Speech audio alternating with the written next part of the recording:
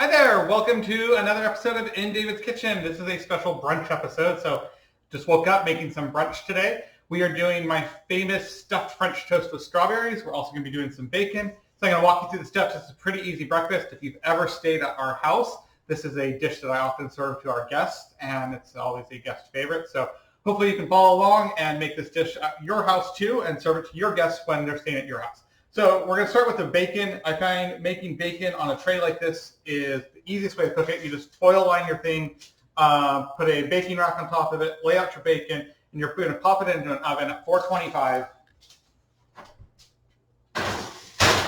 And it's going to cook for about 15 minutes. No fuss, no muss.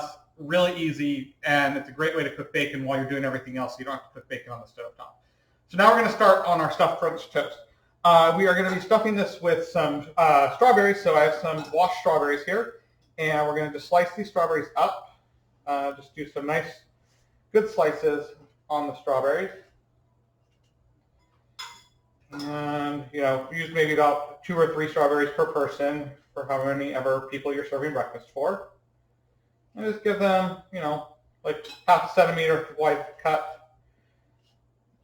Doesn't have to be perfect or anything like that. Just going to cut those up into a little bowl. And one of the reasons I am doing this cutting of strawberries on camera for you is long time ago when I was learning about cooking, I got a great tour of a kitchen once, and I got to meet a chef there. And while he was talking to us about everything that he does in the kitchen, he was cutting strawberries like this at the same time. And instead of listening to him talk about what he did in the kitchen, all I did for that hour was watch him cut strawberries. And it's had such an indelible moment on my mind, this guy in this kitchen cutting strawberries, and watched him do this. And I was always afraid he was going to cut his finger open, but never did. So got some strawberries all sliced up there. We're going to add about a tablespoon of white sugar to these and sprinkle that on top. This helps get some of those juices going for our strawberries. And just give those a quick little toss with a fork. And we got those strawberries good. Okay, perfect. So we're going to let those sit for now. Next thing we're going to do is make our cream cheese stuffing. So in another bowl, we're going to take cream cheese spread, whipped cream cheese. Rather than using a block of cream cheese, I find this a lot easier to use. So just give it about maybe a cup or so, usually about half the container if you're using, what's this, a 12-ounce container, so about 6 ounces of the whipped cream cheese spread. And this I'm making 4 servings this morning, should be enough. We're going to add to that about maybe half a tablespoon of sugar, maybe a little bit more. And my favorite, some good vanilla. So always use a good vanilla, as Ina says. So this is Shellha Vanilla Mexicana from Mexico. If you ever get a chance to go visit Mexico, please pick up vanilla while you're there. It's the best place to get vanilla. So you're going to give that a quick stir of the vanilla and sugar and your cream cheese. So that's all nice and good and whipped up. We got that. Next thing we're going to do is make our French toast batter. So in a small separate bowl, you're going to crack your eggs. Crack 2 whole eggs. Those look good, nice and cooked. Put those in a bowl. And then to that, you're going to add about a cup, just kind of eyeball it, about a cup of milk. And we're going to whisk that together. Put all that egg mixed up in there. Now, here's where you're going to make your French toast batter really good. To that, we're going to add another tablespoon of sugar.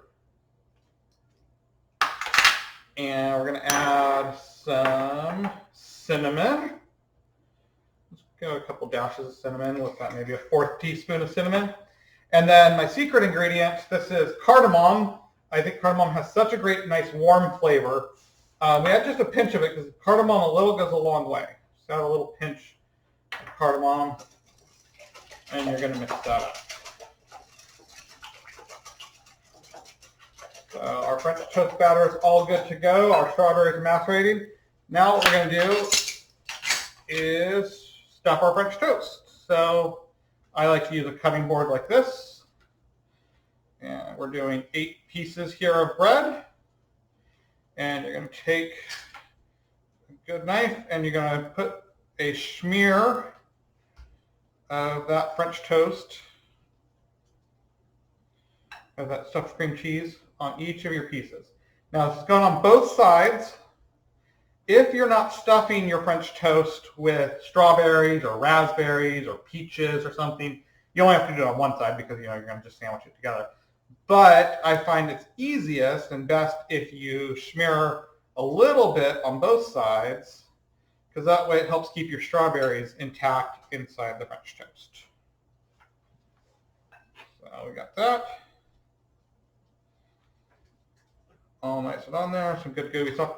I had mentioned other things. This is another thing I just want to show. This is a Stonewall Kitchen's Bellini jam. This is a peach and champagne flavored jam. That's really, really good. If you use this inside your stuffed French toast, it's absolutely excellent. So Bellini jam, really, really nice inside there if you can find that from Stonewall Kitchen. So now let's do our strawberries. So on here, we only need to add on half the pieces because we're going to flip these in and make little sandwiches. Just going to lay out your strawberries. Got some nice good strawberries there. Got some good juices going on them. Again, just put these out on 4 of them.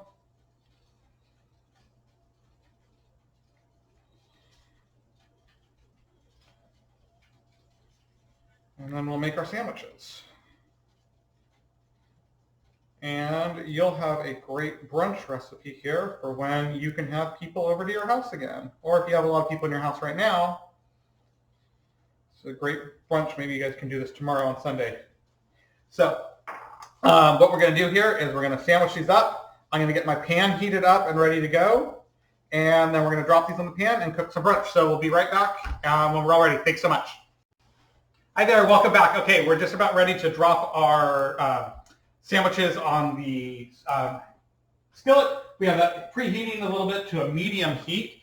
One thing I forgot to mention in our French toast batter, so you just also want to add a little pinch of salt just to bring all those flavors together. So stir that salt in. I did forget that one. So then over here, we want to use a nice dish with a nice good bowl to it. So we got that. And we got our French toast. To our skillet, we're going to add a tablespoon of butter. Now let that start to melt down.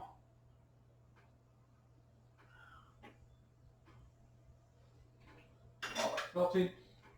I'll show you 2 other things I do over here. So we got nice, good butter on there. Nice and warm pan. We're going to take our French toast, and this part gets a little messy, so you're just going to dip the French toast in, one side, 2 sides, and drop that in the pan. And then if you see on the top here, it starts to lose some of its cinnamon, so what I do for the next 2 that I'm going to make is I have my cinnamon, and we're just going to add a little extra cinnamon into that so that cinnamon goes on to the next round. Another bonus that you can do is some cinnamon sugar. This is from Penzies, who I love. And to sprinkle a little cinnamon sugar on top, it kind of gives it a little brulee touch to the top of your pan there. So those are going to cook usually about 3-4 minutes per side so you get a nice golden brown. While we're cooking those, I'm going to come back over here and I'll show you the syrup. So everybody just loves, your good basic syrup, maple syrup, whatever you like, whatever your family likes. But something I learned once was a good vanilla brown sugar syrup. So you're going to take in a microwave-safe bowl, put about a 1/3 cup of syrup in that bowl, maybe a 1/2 cup. You're going to add to that about a tablespoon, maybe a tablespoon and a half of brown sugar. And again, go back to that good vanilla of yours, and about a teaspoon, maybe a little bit less than a teaspoon in there. All right, stir that all up, and you just pop this in the microwave for about 30 seconds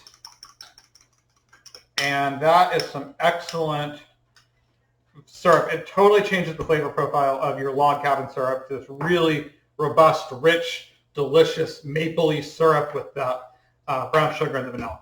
So let's go back to our pan here and check our French toasts. See how we're doing on those. Got a nice, good golden brown coming along.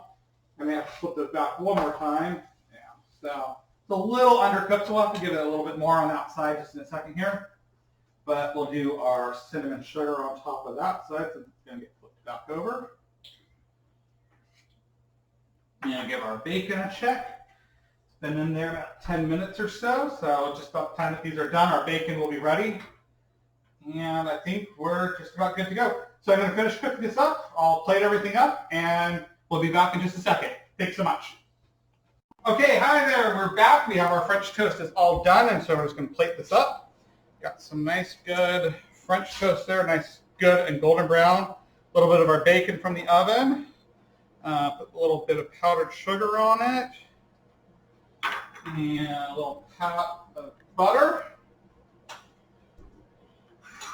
And there we go. We got some French toast. Oh, hold on. Got the best part. Got some syrup there to serve on the side.